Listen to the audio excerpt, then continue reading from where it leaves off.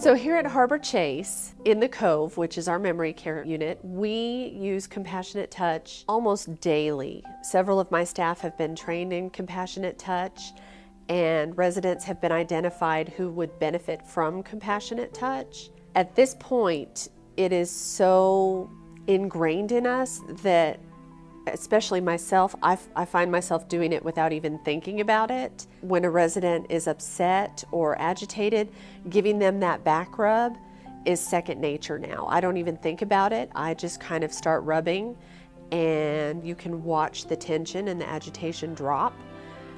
We have residents who just holding their hands and rubbing their hands is great at getting them to calm and focus and be able to complete whatever task it is we're trying to get them to do. So compassionate touch for us is a daily event that is necessary for care in some cases. Compassionate touch has become part of our culture of care. It has also been integrated into our orientation.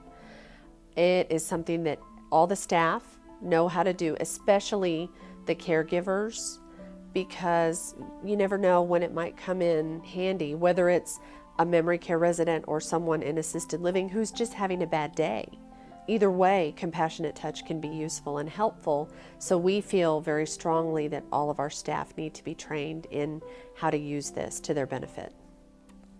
Compassionate touch does help with the stress level of the caregivers. Speaking from personal experience, when I get a chance to sit and just spend a little bit of one-on-one time with a resident, giving them a back rub or a hand rub, it helps me to connect with them. It increases the bond that I have with them.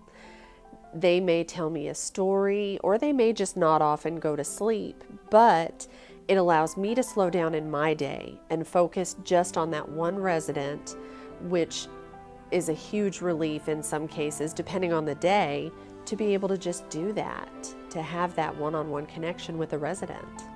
The engagement is extremely important. I think on any given day, depending what's on somebody's plate, allowing them to have the opportunity to slow down and just focus on one resident is very important, because otherwise they can get lost in the shuffle.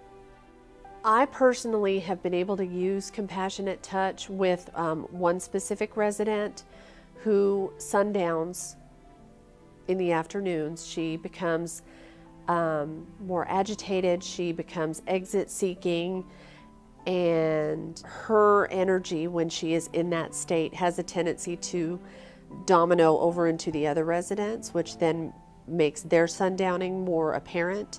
So being able to use compassionate touch when we notice that the behavior is starting, or when I have a chance to stop and think, oh, it's this time of day, I need to go and sit with this resident, watching her relax, watching her sometimes go to sleep, watching her no longer rock back and forth, watching the behaviors decrease is just, it's a terrific experience.